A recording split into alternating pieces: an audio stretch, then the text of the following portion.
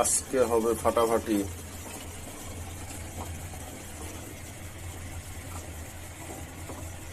হাঁসের কারাই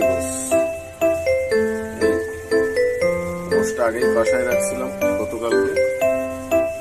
এখন সব মশলা অল্প অল্প দিব, সব দেওয়া আছে।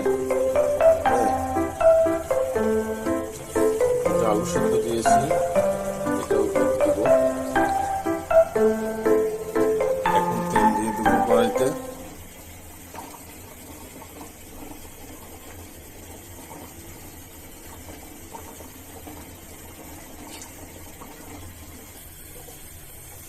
এখন পেঁয়াজটা দিয়ে দিব। পেঁয়াজটা বাদামি কালার হবে। একটু লবণ দিয়ে দিলাম। এই যে পেঁয়াজটা বাদামি কালার হয়েছে, এখন আমি টমেটো গুলো দিয়ে দিব।